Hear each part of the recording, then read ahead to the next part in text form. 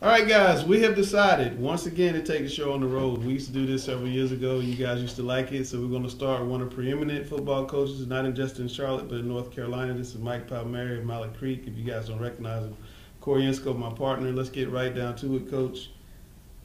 You're playing at Hough. Were you looking ahead to advance? Is that why you were down 27-0? No. We just, the first half, we got outplayed and outcoached. We weren't looking ahead. We handled things here as far as 1 week at a time. It was something that, Hough came out and played a great first half. We had to make some halftime adjustments and, good thing we came back and won. Yeah. Now, we're all looking at Twitter like we'll do on Friday night. Hopefully you follow my Twitter, Langston Wertz Jr. What are you thinking when you're seeing Mallard Creek's down 7-0, down 14, down 20? Down 27. You're like, that's wrong. Yeah, I was out of town this past weekend, but I was still following along on Twitter. So I'm like, you got to be kidding me. But that just shows a lot about this team. I was going to ask you, what do you think that says about your team, Coach, when you get to that kind of deficit against a good team, we're able to come back and have a second half where you come back and get that win that you really needed? It just showed a lot of character. We're starting to build leadership with this group here. They one thing about this team here, they're resilient all summer long, and all year long they found ways to get back into games. We've been behind a couple of times.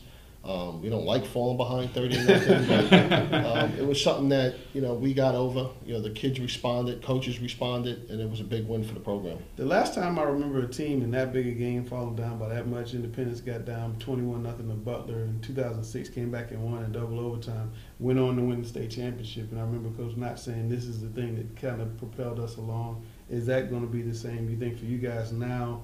You can come back against a good team. Does that actually help you get better down the road? Well, we hope so. We hope it takes us to, to our second state championship. But, it's a long season. We know every game's a little bit different. That type of game just shows our kids that we can come from behind. Shows the opponent you have to play 48 minutes against us. We're not going to quit. It builds a bunch of character. But this is a week-by-week, season. This is a long haul. We know we have plenty of football left. We don't look ahead to anybody. We take 1 week at a time. Like I said, first half, Hough just came out and played a lot better than we did. I think for the young guys, though, he has a young team. I think this is going to really make them better. And you better get them this year, guys. You better get them this year because next year is out of sight. Now, while we got Coach, we're going to talk about some of the other games, and you can definitely chime in because you've seen a lot of these teams. The SOMEC, everybody's 6-1, and they're all playing each other pretty much this week. We got Catholic playing South Meck right across the street from each other. Big rivalry. What do you think? No Elijah Hood. Jaret Anderson, Catholic star running back, is out with ankle injury. How big a deal? Let me skip you. How big a deal is them not having Jaret? Jaret hurt you. Yeah, that's a big play kid they're missing. That would be a big loss to them, I think. But they got some other guys that could run the football, but that kid's special. Yeah. I was going to say, he's a big part of their offense, but they have shown they have other backs and stuff like that. They've shown they have a little bit of a passing game, so I don't think they're totally out of it like they would have been last year with like Elijah Hood getting hurt. That would have taken totally out of the game. I think they've still got a lot of other weapons that they'll be able to stay in this game. But South Meck, we talk about the new South Meck, they've looked so good since that first 49-0 lost to Independence. They bounced right back, kind of like Mallard Creek bounced back. The thing with the South Meck has to be careful of is don't celebrate because Catholic star running back is out because they do have other guys. And sometimes you can relax a little too much. And this is still a tough team. They're still well coached. They're still going to run that crazy wing T stuff. And it just takes a split second for a guy to get 20. And if they get 20, they get 10, they get 10. Now they score. They're already come back on. Now, second game, Ardrey Kell going to play Providence. This is Duke and Carolina. This is one of the very biggest rivalries. Another big rivalry, yeah. Carolina. Talk about that game. And both teams won 6 in a row. Providence lost to Somerville game 1, run the table since then. Ardrey Kell lost a really close game to unbeaten Weddington. Has run the table since then. And I covered that Ardrey Kell Weddington game at the beginning of the season. I don't think I really realized then what kind of game that was and how good that Weddington team was. And it was kind of a sloppy, very early season sloppy game. Didn't really see it, but now you look back and say that's a close loss to a really strong team. So I'm really interested to see what Ardrey Kell does against a good Providence team. Also, I think it's gonna be a close game. I like Providence. I like Catholic.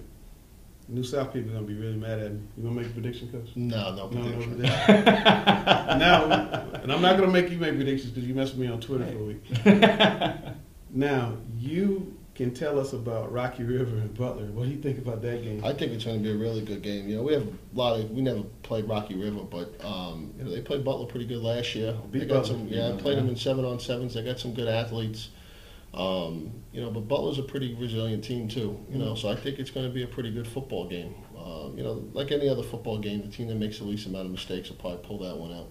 I think Butler may have had a kind of, I know you said you didn't feel like last week was a trap game. I feel like Butler had a trap game last week against Myers Park. I think they were looking ahead to Rocky River the whole time, and they kind of got up on Myers Park and went, why are these guys still hanging around? And they didn't get their offense rolling. I think Butler this year really has to score a lot of points to win, and scoring 28 might not be enough to win in the playoffs. The good news is when they're connected and focused, they can score 55 on a really good team like Richmond County. So I think these guys and Butler are going to see each other at some point in the playoffs, probably in that regional championship game. Hope so. and do it all over again and see who gets to a state final. What would be neat if Richmond goes east and you guys play each other and can play Richmond in the final. Because a lot of the finals that the final you involved in, the ones that Butler have been very lopsided. Mm-hmm. And that kind of brings me to another point. Why do people hate Charlotte-Mecklenburg football so much? You guys like to hate it. From our experience here, when you're winning football games and you're winning state championship games, you're not going to have too many fans out there. You're gonna get that. But it's almost like Charlotte has seceded from North Carolina in terms of high school football. I just think the way we've had success, and I think that's a tribute to the type of athletes we have in Charlotte. I think it's an underrated city. I think nationally, I think a lot of people don't realize the talent that's here. We've been able to put out 25, 26 BCS players last year.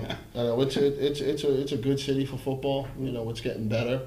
If you get to those state championship games and you're playing a team from Charlotte, you're playing some really good athletes. Is it going to change in the next 5 years? I hope not. Go down? I hope not. I don't see it changing. I see it, there's some good up-and-coming teams. There's some good up-and-coming programs coming up with some really good athletes. So I don't think it's going to change much. Is Mallard Creek still going to be able to swim above everybody else and keep? We're going to do our best. Keep going 15-0, 14. We're going to do our best. It's not as easy as people think, but we're working hard. In the weight room, that's where you build it. In the classroom, so hopefully we can just maintain the level of play we've been at. Yeah, this man's pretty modest. He's done a phenomenal job over here at Mallard Creek to take the program 7, 8 years old and get to where it is now. The best or second best program in the state of North Carolina year in, year out. Nationally ranked almost every year. It's unusual not to see you guys in the polls right now. They got a great new deal with the major shoe company that's going to kick in, and they got it rolling over here. What do you think about the job this man's done? It's really incredible. Like you said, with a young program and with so many already established programs like an Independence and the Butlers, a lot of big guys are having to go up against, and to be able to build something like this in such a short time and be that team that we're always talking about, beginning of the year and gets that national attention. That's really impressive. Yeah. Which last part of the segment here, we're going to talk about. You're going to play Vance. You're going against your old offensive coordinator, Aaron Brand. He knows you. You know him. He's right around the corner. Torrin Dorn put out a video last night about Beat the Creek. And, this is a big game. The winner probably is going to win the conference championship. How do you beat your old guy? Well, we work on, making it not about me or Coach Brand or anybody like that. It's our kids against their kids. And, we're going to do everything we can during the week to prepare for Friday. We know it's going to be a tough task. They got really good athletes. They always have really good athletes. They were good last year. They had a bunch of kids returning back. So our kids don't look at it as Coach Palmieri for Coach Brand or any individual thing like that. We know it's a team game. We're preparing for a 4-quarter game. And, it's like any other game. You come out, you make plays, and, you block, you tackle. You got a good chance of winning. What do you think? I think it's going to be a great game. We've talked about our conference predictions like that. We both kind of said Mallard Creek, so I'm not going to necessarily change that. I said Mallard Creek's going to win the state, not just conference. I'm not ready to go as far yet. Not just because he's sitting here. No, did I say it? You said it. You said it. But I don't necessarily think that changes. But I think it's going to be a really good game. It's a really good Vance team.